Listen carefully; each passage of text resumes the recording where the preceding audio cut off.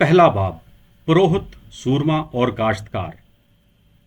पुराने दौर की फिल्मों में अजीब व गरीब मनाजिर देखने में आते थे। आज अगर ऐसी फिल्में हम देखें तो मारे हंसी के हमारे पेट में बल पड़ जाएं। उस जमाने की फिल्मों के हीरो टैक्सियों में बेरोक टोक घूमते, खरीदो फरोख्त करते, बड़े बड़े डिपार्टमेंटल स्टोर्स में जा घुसते या किसी होटल में जा घुसते और बेतहाशा खाना शुरू कर देते। लेकिन उन फिल्मों में कभी भी किसी किरदार को टैक्सी का किराया अदा करते हुए या खाने के पैसे देते हुए नहीं दिखाया गया। गालिबन मुआवजा देना कोई ज़रूरी फेल तसव्वुर नहीं होता था। इसी तरह अज़मीना वुस्ता यानी 400 ईस्वी से लेकर 1500 ईस्वी तक का ज़माना से मुतल्लिक किताबों में उस ज़माने की जो मंजर कशी पढ़ने को आज भी अगर मिल जाती है तो ऐसा मालूम होता है कि हम ख्वाबों की दुनिया में रह रहे हैं। उस दौर के शहजादों और शहजादियों के जरक बरक लिबास, उनके तर्ज बूदोबाश, उनके फलक बोस महलात, कुशादा कमरे, नौकरों चाकरों की रेल पेल, उन सब की नक्शा कशी पर सफ़हात के सफ़हात स्याह कर दिए जाते। उनके यहाँ के अनगिनत खाने, फलों की इफ़रात, ज़िंदगी के इन तमाम पहलुओं की तो खूब खूब नक्शा कशी होती। लेकिन इस नक्शा कशी में कहीं ये बयान नज़र ना आता कि आखिर ये तरह तरह के खाने और मनो सलवा कहाँ से आते थे।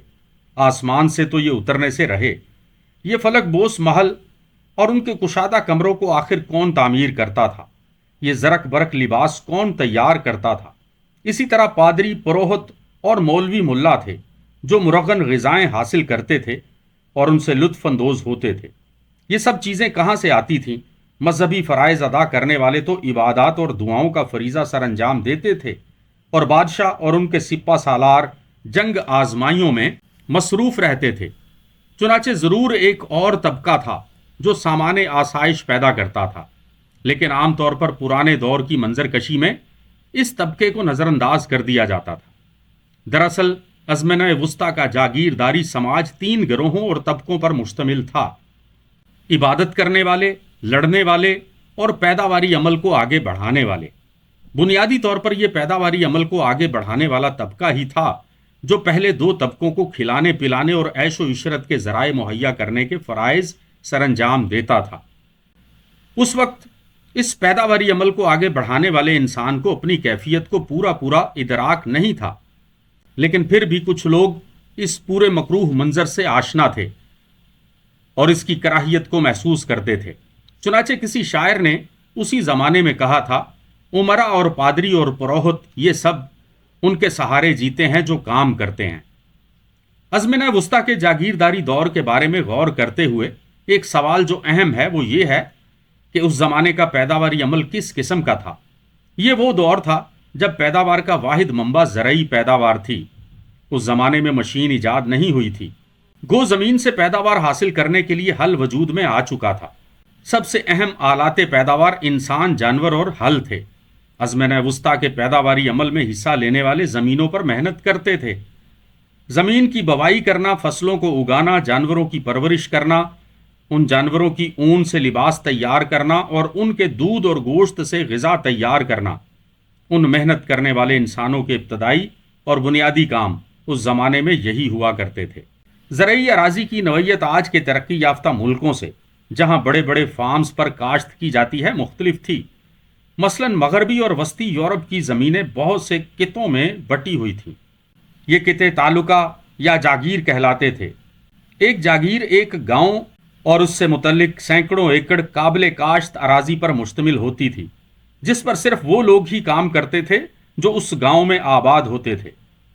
इस काबिल काश्त ज़मीन के किनारे पर आम तौर से ज़्यादातर सब्ज़ाज़ार अराजी और बाज़ हिस्सों में बंजर अराजी भी होती थी। चरागाहें भी होती जिनमें मवेशियों के लिए चारा वगैरह बोया जाता था। इनके अलावा जंगलात भी होते थे और उनकी बहुत हद तक हिफाजत भी की जाती थी, क्योंकि ग़िज़ा की तैयारी और यूरोप की सर्दी से महफूज रहने के लिए जंगलात की लकड़ी एक नेमते गैर मुतरक्किबा तसव्वुर होती थी। वैसे इस ज़माने की जागीरें कतन कोई एक किस्म की नहीं होती थीं। जागीरें रकबे और तंजीम के लिहाज से एक दूसरे से मुख्तलिफ होती थीं। इसलिए उस दौर में जागीरों के काम की पूरी नौइयत का कोई सही अंदाज़ा आज के दौर में नहीं लगाया जा सकता। नीज़ उन जागीरों में बसने और काम करने वालों के बाहमी ताल्लुकात की नौइयत भी अक्सर मुख्तलिफ होती थी। بہرحال پھر بھی ان کے درمیان بنیادی قدریں مشترک ہوتی تھیں۔ اس دور کے یورپ کی جاگیرداری دور کی کچھ خصوصیات کے متعلق چند کہاوتیں زباں زدے عام ہو گئی تھیں۔ مثلاً کوئی زمین بغیر جاگیردار کے اور کوئی جاگیردار بغیر زمین کے نہیں ہو سکتا۔ مزید برآں اس دور کے جاگیردار بالعموم قلعہ نما محلوں یا بہت ہی محفوظ قسم کے فارم ہاؤسوں میں رہائش پذیر ہوا کرتے تھے۔ ان قلعہ نما محلوں میں جاگیردار بما اپنے خاندان اور اپنے نوکروں اور خدمت گزاروں کی فوج ظفر موج کے ساتھ رہتا تھا۔ بہت سے جاگیردار تو سینکڑوں جاگیروں کے مالک ہوتے تھے، اور اسی حساب سے ان کی رہائش گاہیں بھی ہوتی تھیں۔ جہاں تک ان جاگیروں پر واقع چراگاہوں، جنگلات اور افتادہ زمینوں کا تعلق ہوتا تھا، وہ پورے گاؤں کے استعمال میں آتے تھے، لیکن قابل کاشت اراضی دو حصوں میں بٹی ہوئی تھی۔ عام طور سے زمین کا تہائی حصہ جاگیردار کی ملکیت خاص تصور ہوتا تھا۔ زمین کے باقی حصے کاشتکاروں کو دے دیے جاتے تھے، اور یہی کاشتکار اصل کام کرنے والے ہوتے تھے۔ یورپ کا جاگیرداری نظام مختلف ادوار سے گزرا ہے۔ ابتدا میں کاشتکاروں کی زمینیں جن پر وہ کام کرتے تھے کبھی ایک جگہ پر نہیں ہوتی تھیں، بلکہ یہ ٹکڑے مختلف اطراف کے مختلف حصوں میں واقع ہوتے تھے۔ حتیٰ کہ جاگیردار کی جو اراضی خود اس کے لیے مختص ہوتی تھی، وہ بھی کسی ایک ٹکڑے پر مشتمل نہیں ہوتی تھی، بلکہ مختلف ٹکڑوں میں بٹی ہوئی ہوتی تھی۔ لیکن آہستہ آہستہ یہ اراضی یکجا ہونے لگی، کیونکہ ٹکڑوں اور پٹیوں میں تقسیم شدہ اراضی خاص نقصان دہ تھی۔ آخر کار چند صدیوں کے تجربے کے بعد اراضی کی تقسیم کا سلسلہ بند کر دیا گیا۔ جاگیرداری کے ابتدائی دور میں تو جاگیرداروں کو زراعت کے متعلق کچھ بھی علم نہیں تھا۔ ان کو یہ بھی معلوم نہ تھا کہ کس فصل کے بعد کس غلے کی کاشت زمین کی توانائی بڑھانے اور زمین کو کمزوری سے بچانے کے لیے زیادہ مفید ہے۔ وہ صرف اتنا سمجھ سکے تھے کہ صرف ایک ہی طرح کے غلے کی ہر سال کاشت مفید نہیں ہوتی، اس لیے وہ ہر سال عدل بدل کر کے مختلف فصلیں مختلف رقبوں میں بویا کرتے تھے۔ اگر پہلے سال الف ٹکڑے میں گیہوں یا رائی کی کاشت کی جاتی تھی، تو اسی کے ساتھ بے ٹکڑے میں جو بو دی جاتی تھی، اور جیم ٹکڑا اس سال خالی چھوڑ دیا جاتا تھا۔ یہ سبق بھی کاشتکاروں اور جاگیرداروں نے صدیوں کے تجربوں سے سیکھا تھا، اور اس ضمن میں نہ تو کوئی استاد تھا، نہ ہی رہنمائی کے لیے کوئی کتاب تھی۔ یہ صرف تجربہ تھا جس سے ان کے ذہنوں نے فائدہ اٹھایا۔ قدیم زمانے میں جاگیرداری نظام کی تنظیم دو اہم بنیادوں پر قائم تھی۔ اول، قابل کاشت اراضی دو حصوں میں تقسیم کی جاتی تھی۔ ایک حصہ جاگیردار کی ملکیت ہوتا تھا اور اسی کی منفعت کے لیے بویا جاتا تھا۔ دوسرا حصہ بہت سے کاشتکاروں میں تقسیم ہوتا تھا۔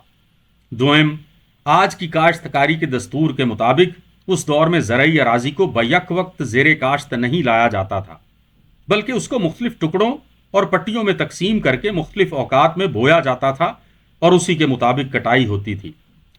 نیز بیگار کی رسم اس زمانے میں بھی تھی۔ مثال کے طور پر کاشتکار کو صرف اپنی ہی زمین پر کاشت نہیں کرنی پڑتی تھی، بلکہ اپنے جاگیردار کی اراضی پر بھی بغیر کسی معاوضے کے کام کرنا پڑتا تھا۔ جہاں تک اس زمانے کے کاشتکاروں کا تعلق ہے، تیسری دنیا کے آج کے کاشتکاروں سے ان کی حالت چنداں مختلف نہ تھی۔ ازمنہ وسطیٰ میں کاشتکار گھاس پھونس کے بوسیدہ جھونپڑوں میں اپنی زندگی کے دن گزارنے پر مجبور تھے۔ یہ بیچارے کاشتکار اپنی دور افتادہ اور بکھری ہوئی اراضی پر، جو انگلستان میں اوسطاً 15 سے 30 ایکڑ تک ہوتی تھی، فرانس میں اوسطاً 40 سے 50 ایکڑ تک ہوتی تھی، دن رات کی انتھک محنت کے بعد بھی مشکل اتنا پیدا کر پاتے کہ جسم و جان کا تعلق کسی نہ کسی طرح باقی رکھ سکیں۔ اس کے باوجود اس کو جاگیردار کے فارم پر بغیر کسی معاوضہ کے ہفتہ میں 2-3 دن محنت کرنی پڑتی۔ اس مستقل بیگار کے علاوہ فصل کی تیاری کے موقع پر اس کو سب سے پہلے جاگیردار کی فصل کاٹنا اور غلہ تیار کرنا پڑتا تھا۔ اگر مقامی بازار میں پیداوار کی فروخت کا وقت ہوتا تو کاشتکار کو سب سے پہلے جاگیردار کے غلے اور گھر میں تیار شدہ شراب کے مٹکوں کو بازار میں فروخت کرنے کے لیے لانا پڑتا۔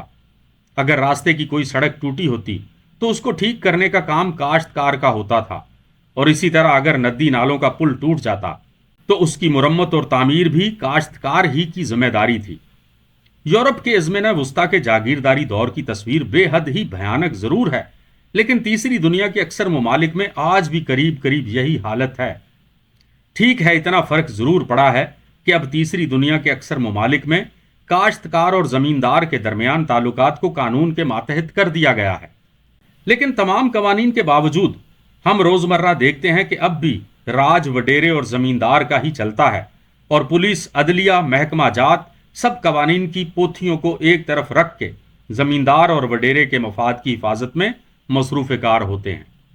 یورپ کے جاگیرداری دور کا نقشہ 12ویں صدی کے ناول نگاروں نے اپنے اکثر ناولوں میں کھینچا ہے، اور ان میں بتایا ہے کہ اس جاگیرداری دور میں خود جاگیردار یک گونا چھوٹا صنعت کار اور تاجر بھی بن جاتا تھا۔ چنانچہ اس نے آٹا پیسنے کی چکیاں لگا رکھی تھیں، انگور سے شراب نکالنے کے لیے بھٹیاں بھی بنا چھوڑی تھیں۔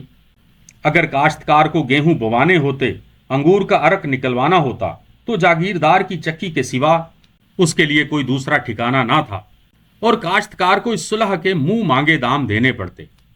اسی صورتحال کا نقشہ ایک اہل قلم نے یوں کھینچا ہے: کسان اپنے انگوروں کے رس کا حقدار نہ تھا، اچھی غذا کا کوئی لقمہ اس کی قسمت میں نہ لکھا تھا، وہ بڑا خوش قسمت تھا اگر اسے کالی روٹی کے کچھ ٹکڑے پنیر اور مکھن کے ساتھ حلق کے نیچے اتارنے کو میسر آ جائیں۔ اسی طرح ایک شاعر ہمیں بتاتا ہے کہ اگر اس کے پاس موٹی بطخیں اور مرغیاں ہیں، اگر اس کی ٹوکری میں سفید آٹے کے کیک ہیں، تو ان کا حقدار تو اس کا مالک ہے۔ غلام اور صرف میں امتیاز۔ یورپ کی جاگیرداری کی نقشہ کشی کرنے والے مورخ اور تجزیہ نگار اس زمانے کے کاشتکار اور اس سے پہلے کے دور غلامی کے غلام کے بارے میں لکھتے ہیں، سوال کرتے ہیں کہ کیا اس وقت کا کاشتکار غلام تھا؟ یہ ایک حقیقت ہے کہ اس دور کے کاشتکار کو یورپ میں سرف کے نام سے پکارا جاتا تھا، جو لاطینی زبان کے لفظ سروس سے نکلا ہے اور جس کے معنی غلام کے ہیں۔ لیکن غلام کا تصور جو ہمارے ذہن میں ہے اس دور کے سرف پر صادق نہیں آتا۔ اگر قرون وسطی میں اخبارات کی اشاعت کا رواج ہو گیا ہوتا تو اس قسم کا اشتہار جو 1828 عیسوی انگلستان کے اخبار چارلٹن کوریئر کے صفحات پر شائع ہوا، قرون وسطی کے اخبارات میں ہرگز نہ شائع ہوتا۔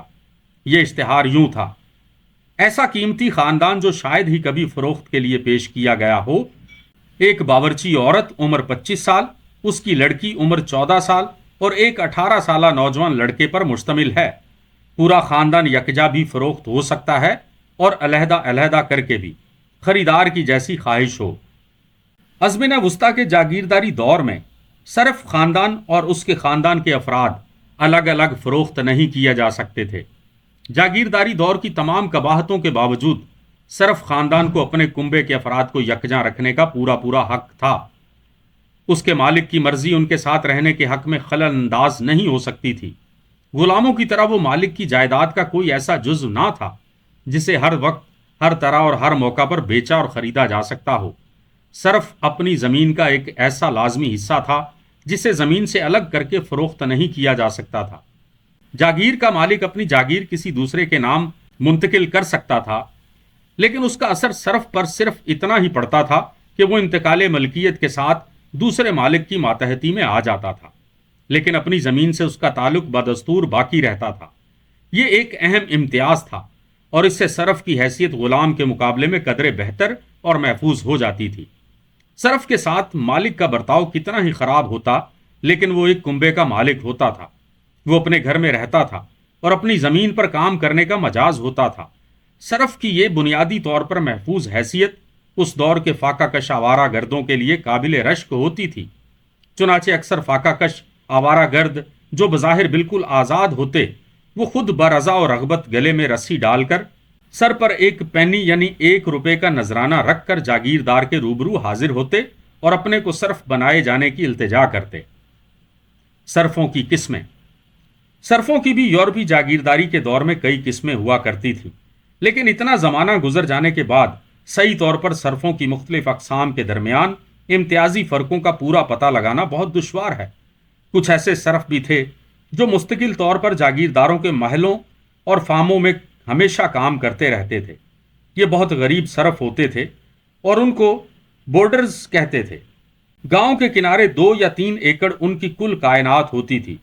صرفوں کی ایک اور قسم کوٹرز کے نام سے پکاری جاتی تھی۔ یہ غریب صرف ایک جھونپڑے کے سوا کوئی اور ملکیت نہ رکھتے تھے اور صرف پیٹ کی روٹی کے سہارے پورے خاندان کے ساتھ جاگیردار کے زیر سایہ اپنی پوری زندگی بسر کر دیتے تھے۔ ان کا یہ سلسلہ نسل در نسل چلتا رہتا۔ صرفوں کی ایک اور قسم کو ویلین کہا جاتا تھا۔ یہ لوگ دوسرے بدقسمت صرفوں کے مقابلے میں زیادہ خوش قسمت بھی ہوتے تھے اور ترقی یافتہ بھی، اس لیے ان کو کچھ معاشی آزادیاں بھی حاصل تھیں۔ وہ اپنے کاروبار میں جاگیردار کے کچھ زیادہ پابند نہ تھے، گو ان کے فرائض بھی مقرر تھے۔ جاگیردار اپنی مرضی کے مطابق ان سے ہر کام لینے کا مجاز نہ تھا۔ ان میں سے بعض تو فصلوں کی کٹائی کے وقت بھی معمول کی خدمات سے مستثنی تھے۔ کچھ ایسے بھی تھے جو کسی قسم کی خدمت کے پابند ہی نہ تھے، بلکہ صرف اپنی پیداوار کا ایک حصہ جاگیردار کو ادا کیا کرتے تھے۔ ان کے علاوہ کچھ ایسے لوگ یا اعلیٰ قسم کے صرف بھی تھے جو نہ کسی قسم کی خدمت انجام دیتے اور نہ ہی پیداوار کا کوئی حصہ مالک کی خدمت میں پیش کرتے، بلکہ اس کی بجائے ایک مقررہ رقم نقدی کی صورت میں مالک کو ادا کرتے رہتے، اور یہی وہ طریقہ تھا جو آہستہ آہستہ رائج ہوتا گیا۔ یورپ کا جاگیرداری نظام جو ہزارہ برس پر محیط رہا، اس کا صحیح خاکہ اور تاریخ بیان کرنا کوئی آسان کام نہیں۔ یہ نظام ہر جگہ یکساں نہ تھا، مختلف جگہوں پر مختلف دستور رائج تھے، لیکن پھر بھی غیر آزاد طبقوں کے حالات میں کچھ باتیں بنیادی طور پر مشترک تھیں۔ مثلا کسان کم و بیش ہر جگہ جاگیردار کے پابند تھے۔ یہ خیال کہ کاشتکار صرف زمین کے مالک کے لیے زندہ ہے، ایک مروجہ عقیدے کے طور پر تسلیم کیا جاتا تھا۔ آقا اور صرف کے درمیان مساوات کا سوال کبھی پیدا ہی نہیں ہوتا تھا، بلکہ صرف میں اور جاگیردار کے دوسرے جانوروں میں کوئی فرق نہ تھا۔ 11ویں صدی کے فرانس کا رائج الوقت سکہ سو کہلاتا، اور 11ویں صدی کے فرانس میں ایک گھوڑے کی قیمت 1 سو ہوتی تھی۔ اسی طرح ایک صرف کی اوسط قیمت 38 سو ہوتی تھی، اور جاگیردار کو جس طرح اپنے چوپائے گھوڑے کا نقصان محسوس ہوتا تھا، اس سے بڑھ کر اس کو اپنے 2 پاؤں والے گھوڑے یعنی صرف کے مر جانے کا بھی قلق ہوتا تھا۔ اسی لیے اس دور کے معاشرے میں کسی صرف کا زمین سے الگ ہو کر بکنا ممکن نہیں تھا، اور اس کا کسی جاگیردار کی زمین سے فرار ہو جانا ناقابل معافی جرم تصور ہوتا تھا۔ جاگیردار کی جو زمین اس کی کاشت میں ہوتی تھی، اس ملکیت کو ٹینیور کہتے تھے۔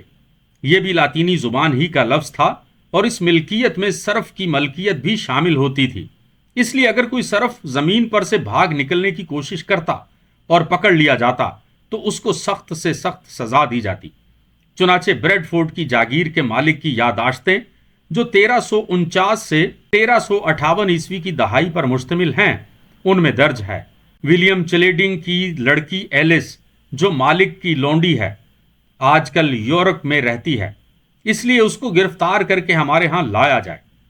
جاگیردار کے لیے اپنے صرفوں کی تعداد میں کمی کسی صورت میں بھی برداشت نہیں ہوتی تھی، کیونکہ اس کے کام کاج اور پیداوار کے متاثر ہونے کا ڈر ہوتا تھا۔ اس لیے صرفوں کی آل اولاد کی شادیوں پر بھی پابندیاں عائد ہوتی تھیں، اور وہ جاگیر کے باہر کسی دوسری جگہ مالک کی منظوری کے بغیر شادی نہیں کر سکتے تھے۔ کسی صرف کے مرنے کے بعد اس کا جائز وارث ایک خاص ٹیکس ادا کرنے کے بعد ہی اس کی ملکیت کا وارث بن سکتا تھا۔ اسی بریڈ فورڈ کی جاگیردار کی یادداشت میں اس وراثتی ٹیکس کے متعلق ایک واقعہ درج ہے۔ رابرٹ ولد روجر ولد ریچرڈ، جس کے پاس مکان اور 8 ایکڑ اراضی تھی، مر گیا ہے۔ اس کا بھائی اور وارث جان آیا ہے۔ جاگیر کے رواج کے مطابق 3 شلنگ وراثتی ٹیکس ادا کرے اور ملکیت پر تصرف حاصل کرے۔ سماجی نظام۔ اس اقتباس میں رواج کا جو ذکر ہوا ہے، یہ رواج دراصل اس دور کے قوانین کا مظہر تھے۔ ازمنہ وسطیٰ میں کوئی ایسی مرکزی مضبوط حکومتیں نہیں ہوا کرتی تھیں جو اس وقت کے سماجی نظام کے ہر پہلو پر حاوی ہوتیں۔ اس وقت کا پورا نظام نیچے سے اوپر تک چند پابندیوں اور خدمتوں پر منحصر تھا، اور یہ بات بھی ذہن نشین کر لینی چاہیے کہ جاگیرداری دور میں اراضی پر قبضہ کے معنی یہ نہ تھے کہ کوئی شخص آج کل کی طرح آزادی سے اس زمین پر جو چاہتا کرتا، بلکہ اس دور میں قبضہ نام تھا ان چند ذمہ داریوں کا جو جاگیردار کو بھی ایک خاص شخص کے مفاد کے لیے اپنے اوپر عائد کرنی پڑتی تھیں۔ اگر کوئی شخص ان ذمہ داریوں سے پوری طرح عہدہ برا نہ ہو سکتا تو زمین اس سے واپس لے لی جاتی۔ صرف کے اوپر اپنے مالک کی خدمات کی ذمہ داریاں عائد ہوتی تھیں، اور مالک جنگ کے زمانے میں اپنے صرفوں کی حفاظت کا ذمہ دار ہوتا تھا۔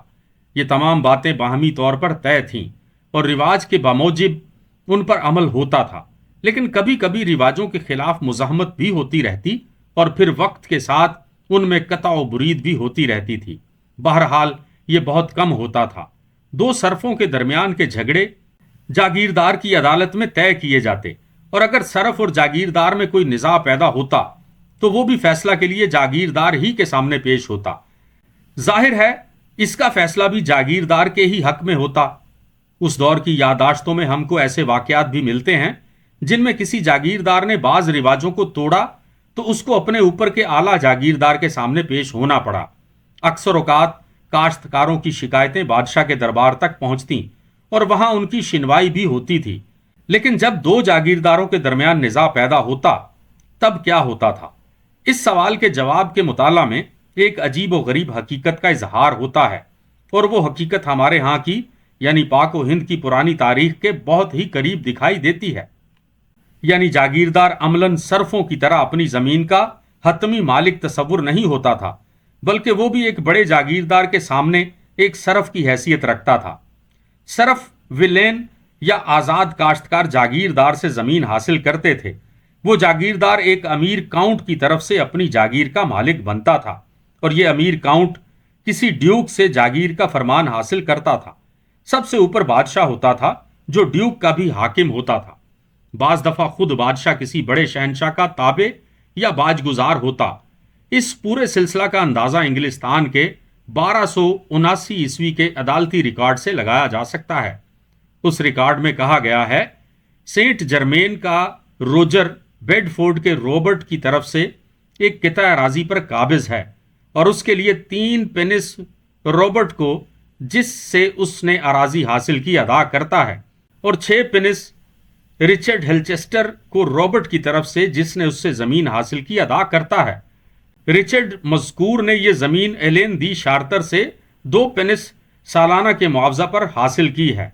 एलेन इस जमीन पर विलियम दी बटलर की तरफ से काबिज हुआ है, और विलियम मज़कूर ने यह जमीन लॉर्ड गिलबेर दी न्यूल से हासिल की है, और लॉर्ड गिलबेर ने लेडी वर्जीला दी बारलातल से ली है, और लेडी वर्जीला शाह स्कॉटलैंड की तरफ से इस अराजी पर मुतसर्रफ हुई थी, और शाह स्कॉटलैंड को शहनशाह इंग्लिस्तान ने यह अराजी अता की थी। यहां एक बात वाजे करना जरूरी है, अज़्मना वुस्ता के हिंदुस्तान में और यूरोप में एक निहायत अहम फर्क था। जबकि यूरोप में बादशाह बराए नाम पूरी ममलिकत का मालिक समझा जाता था, बर्रे सगीर में शहनशाह पूरी अराजी का वाकई मालिक होता था।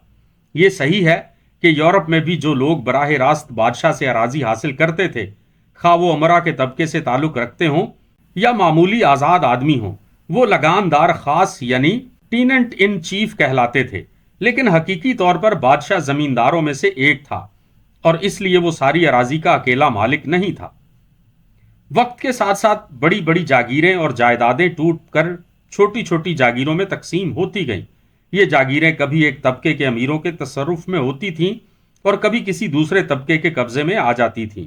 ये इसलिए होता था कि हर अमीर अपने हल्का असर को ज्यादा से ज्यादा वसी करना चाहता था, और अपने हल्का बगोश अफराद में इजाफा के लिए उसे अपनी अराजी का कुछ हिस्सा उन वफादारों को देना होता था।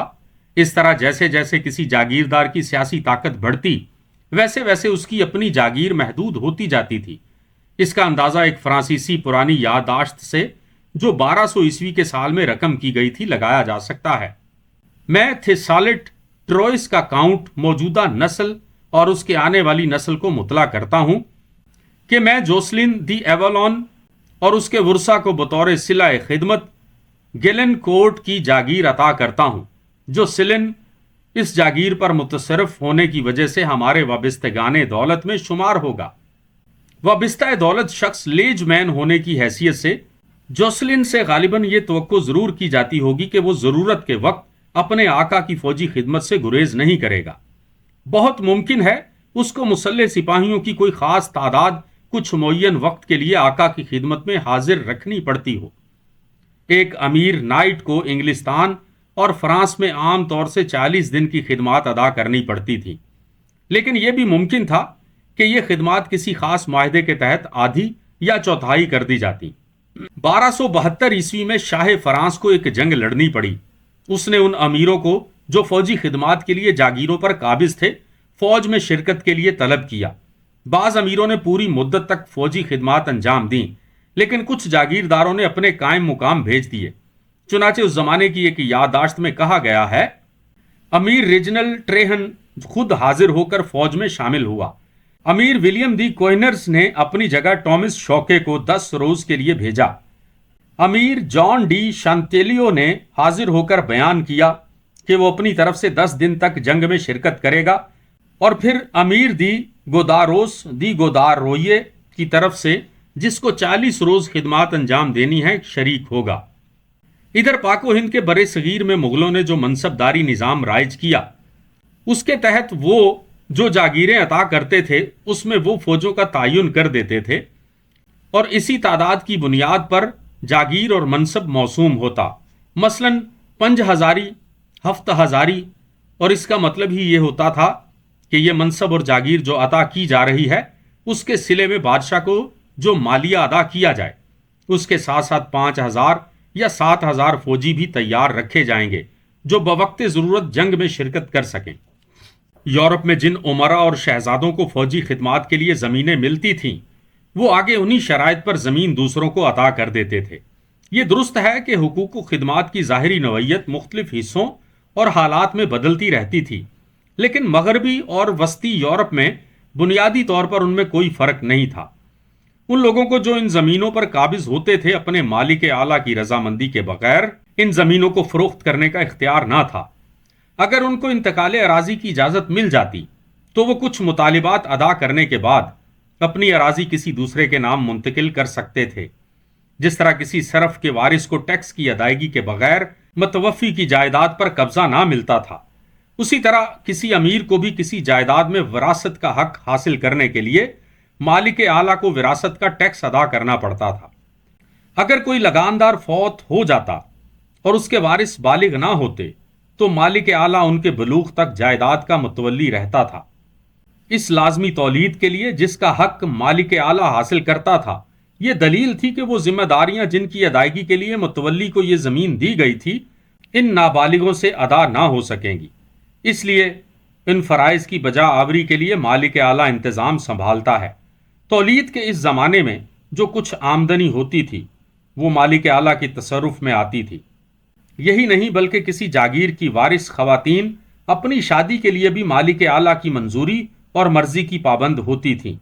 ایک کاؤنٹس جس کا نام نرورس تھا، اس نے 1221 عیسوی میں اپنی یادداشت میں لکھا، میں متلدہ نرورس کی کاؤنٹس ان سب کے سامنے جو اس تحریر کو پڑھیں گے اعلان کرتی ہوں کہ میں نے مقدس صحیفوں کی قسم کھائی ہے کہ میں اپنے پیارے آقا فلپ کی خدمات تمام زندہ مردوں اور عورتوں کے خلاف بجا لاؤں گی اور بغیر اس کی منظوری کے شادی نہیں کروں گی۔ اگر کوئی بیوہ دوبارہ شادی کرنا چاہتی تھی تو اسے اپنے مالک اعلیٰ کو ایک ٹیکس ادا کرنا پڑتا تھا۔ چنانچہ انگلستان کی ایک بیوہ لگاندار خاص کے بارے میں شاہ انگلستان نے 1316 عیسوی میں جو حکم نامہ جاری کیا تھا، اس میں کہا گیا تھا، بادشاہ کی طرف سے تمام لوگوں کو مبارک ہو کہ جان جو سائمن ڈارچس کی بیوہ ہے اور جس کا مرحوم میاں ولنگ فورڈ میں ہمارا لگاندار خاص تھا، اس کو ہم نے 100 شلنگ کے ٹیکس کی وصولی کے بعد دوبارہ شادی کی اجازت دے دی ہے کہ وہ جس سے جی چاہے شادی کر لے، لیکن شرط یہ ہے کہ وہ جس شخص سے شادی کرے وہ ہمارا مطیع و فرما بردار ہو۔ لطف یہ ہے کہ اس دور میں اگر کوئی بیوہ شادی نہیں کرنا چاہتی تھی تو اسے شادی سے بچنے کے لیے بھی مالک اعلیٰ کو ایک رقم ادا کرنی پڑتی تھی۔ حسب ذیل تحریر سے اس کا ثبوت ملتا ہے۔ واروک کی کاؤنٹس ایلس 1000 پاؤنڈ اور 10 گھوڑے پیش کرتی ہے تاکہ اس کو بیوہ رہنے کی اجازت دی جائے اور اسے بادشاہ کی طرف سے دوسری شادی کے لیے مجبور نہ کیا جائے۔ یہ وہ چند ذمہ داریاں تھیں جو حلقہ بگوشوں کو اس زمین اور حمایت کے عوض میں جو وہ مالک اعلیٰ سے حاصل کرتے تھے پوری کرنی پڑتی تھی۔ ان حلقہ بگوشوں کے فرائض صرف ان ذمہ داریوں کی ادائیگی تک ہی محدود نہ ہوتے تھے، بلکہ اگر مالک اعلیٰ کہیں گرفتار ہو جاتا تو ان حلقہ بگوشوں کو زر فدیہ ادا کر کے اس کو رہا بھی کرانا پڑتا تھا۔ اگر مالک اعلیٰ کا لڑکا یعنی نائٹ نواب بنایا جاتا تو ان حلقہ بگوشوں پر لازم ہوتا تھا کہ وہ مالک اعلیٰ کی خدمت میں نذرانے پیش کریں تاکہ اس خوشی و مسرت کے اظہار کے لیے جو تقاریب ہوں ان کے مصارف پورے کیے جا سکیں۔ 1225 عیسوی کا واقعہ ہے کہ انگلستان میں ایک شخص بالڈون نے ان روایتوں اور دستوروں کے خلاف آواز بلند کی اور کہا کہ شہزادہ جس کو نائٹ بنایا جا رہا ہے وہ براہ راست میرا مالک اعلیٰ نہیں ہے، اس لیے مجھے نذرانوں کی ادائیگی سے معاف رکھا جائے۔ بالڈوین کی اس عذرداری کو منظور کر لیا گیا اور اس کو نذرانے کی رقم کی ادائیگی سے مستثنی قرار دے دیا گیا۔ اس واقعہ کے بارے میں یادداشت میں لکھا ہے، وارچیسٹر کے شیرف کو حکم دیا جاتا ہے کہ اگر بالڈوین دی فری ول اپنی زمین پر بادشاہ کی طرف سے متصرف نہیں ہے، بلکہ جیسا کہ اس کا دعویٰ ہے وہ اس زمین پر الیگزینڈر ڈی ایبیٹاٹ کی طرف سے قابض ہے، اور الیگزینڈر کو اس زمین پر تصرف ولیم ڈی باؤ چیمپ کی طرف سے ملا ہے اور ولیم ورسٹر کے بشپ کی طرف سے قابض ہے، اور بشپ نے یہ زمین بادشاہ سے کاشتکار خاص کے طور پر حاصل کی ہے۔ اگر بالڈوین کا یہ بیان صحیح ہے تو اس کو اس کرکی سے بری کیا جائے جو شہزادے کے نائٹ بنائے جانے کے سلسلے میں امداد لینے کے لیے اس کے خلاف جاری کی گئی۔ چرچ اور جاگیرداری۔ ان یادداشتوں سے ایک بات واضح ہو جاتی ہے کہ یورپ کے جاگیرداری نظام میں صرف سے بادشاہ تک سینکڑوں کڑیاں ہوتی تھیں، اور ان کڑیوں میں خود کلیسیا یا چرچ بھی ایک کڑی ہوتا تھا۔ چرچ کے پاس بھی لا اندازہ اراضی ہوتی جو وہ آگے کاشت کے لیے منتقل کرتا رہتا۔ بعض دفعہ چرچ کی جاگیر خود بادشاہ کی جاگیر کے برابر ہوتی، اور ساتھ ہی چرچ کے تقدس کی وجہ سے چرچ کی اہمیت بادشاہ سے بھی بعض اوقات بڑھ جاتی۔ یہ مذہب کی بالادستی کا دور تھا، اس لیے چرچ کے اثر و رسوخ کی کوئی انتہا نہ تھی، لیکن چرچ کی دولت کی بنیاد اس زمانے کے دستور کے مطابق زمین ہی تھی۔ زمین اس کے پاس کہاں سے آتی تھی؟ وہ جاگیردار جو تمام عمر گناہ کی زندگی بسر کرتے، وہ موت کے قریب اپنے گناہ بخشوانے کے لیے چرچ کو زمینیں عطا کر دیتے۔ کچھ لوگ بیماروں کی دیکھ بھال اور غریبوں کی خبر گیری کے لیے ہسپتال اور خیرات گاہیں تعمیر کرنے کے لیے چرچ کو اراضی اور نقدی فراہم کرتے۔ ہمارے ہاں کی طرح یہ زمینیں بھی وقف ہوا کرتی تھیں۔ اس کے علاوہ عمرہ اور بادشاہ جب کوئی نئی فتح حاصل کرتے تھے تو چرچ کو بھی مفتوح علاقوں میں حصہ دے دیتے تھے۔ رفتہ رفتہ چرچ کی قلم رو بے پناہ وسعت اختیار کر گئی، اور ایک دور تو ایسا بھی آیا جب مغربی یورپ کی تقریباً نصف زرعی اراضی چرچ کے تصرف میں آ گئی، اور چرچ سب سے بڑا جاگیردار تصور ہونے لگا۔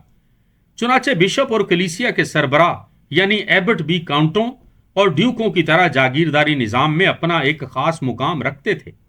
اس بارے میں وہ فرمان جس کی روح سے بووے کے بشپ کو 1167 عیسوی میں جاگیر عطا ہوئی تھی، اس کی عبارت توجہ طلب ہے۔ میں لوئی شاہ فرانس ان تمام لوگوں کے سامنے جو موجود ہیں اور جو آنے والے ہیں اعلان کرتا ہوں کہ ہمارے مانتے میں شیمپن کے کاؤنٹ ہنری نے ساوینی کی جائیداد بووے کے بشپ بارتھولومیو کے اور اس کے جانشینوں کے نام منتقل کی۔ اس جاگیر کے لیے بشپ موصوف نے وعدہ کیا ہے اور ایک نائٹ مقرر کیا ہے تاکہ انصاف قائم رکھے اور کاؤنٹ ہنری کی مدد کرے۔ اس نے وعدہ کیا ہے کہ اس کے بعد ہونے والے بشپ بھی اس معاہدے پر قائم رہیں گے۔ چرچ جس طرح مالکان اعلیٰ سے زمین حاصل کرتی تھی، اسی طرح وہ مالکان اعلیٰ کی حیثیت سے دوسروں کے نام زمینیں منتقل بھی کرتی تھی۔ اس کے ثبوت میں ذیل کی تحریر مطالعہ کے لائق ہے۔ ایبٹ فاریٹیس نے بھی ولیم مودوئی کے بیٹے رابرٹ کو ویسٹن میں ایک اراضی جس کا رقبہ 480 ایکڑ ہے بطور جاگیر عطا کی تھی، اور اس کو پابند کیا تھا کہ جب ایبنگڈن کے چرچ کو نائٹ کی خدمات انجام دینی ہوں گی تو وہ نصف نائٹ کے فرائض چرچ کی طرف سے انجام دے گا۔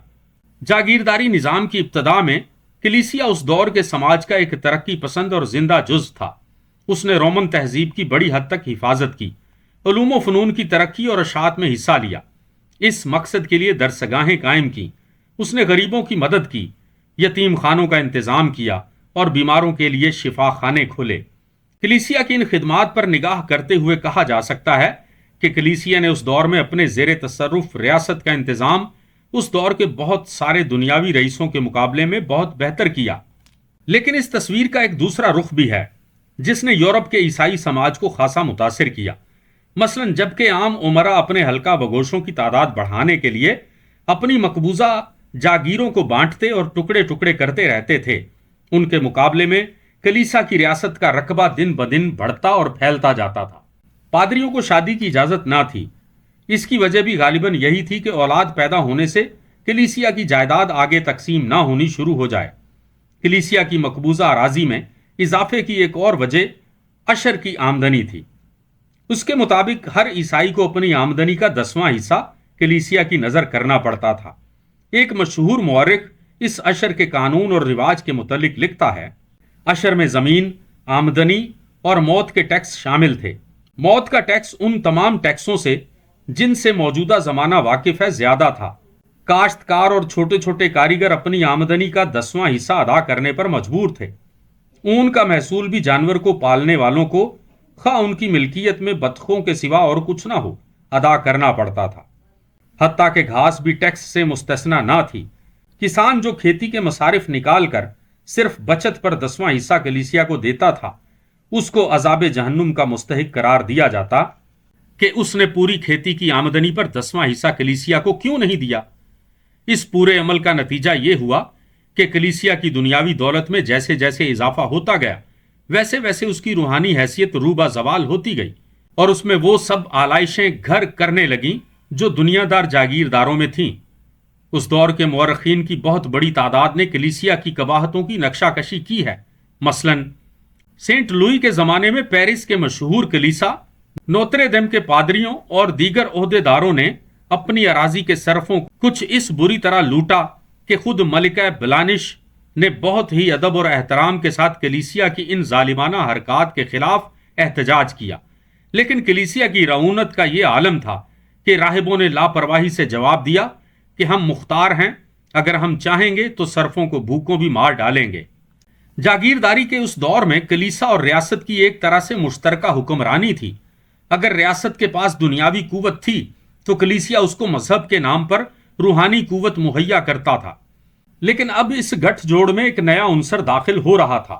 اس دور کے ایک مشہور مورخ بوائسن وے نے اس کی نشاندہی اس طرح کی تھی: جاگیرداری سماج نے آخرکار ایسے نظام کا سہارا حاصل کیا جس نے عبادت اور مذہب کے نام پر محنت کش طبقوں کو نکھٹو امرا کے رحم و کرم پر چھوڑ دیا، اور جب ان امرا پر برا وقت آیا تو انہوں نے زمینوں کے ساتھ زمینوں پر محنت کرنے والوں کو بھی ایک اور طبقے کے حوالے کر دیا جو جاگیرداروں سے زمینیں چھیننے کی قدرت حاصل کر چکے تھے۔ یہ طبقہ کون تھا؟ یہ طبقہ تاجروں کا طبقہ تھا۔ لیکن اس طبقے کی پیدائش اور اس کو پروان چڑھنے میں کئی صدیاں لگیں۔ ان کئی صدیوں کی جدوجہد ایک بڑی دلچسپ داستان ہے۔ پہلا باب ختم ہوا۔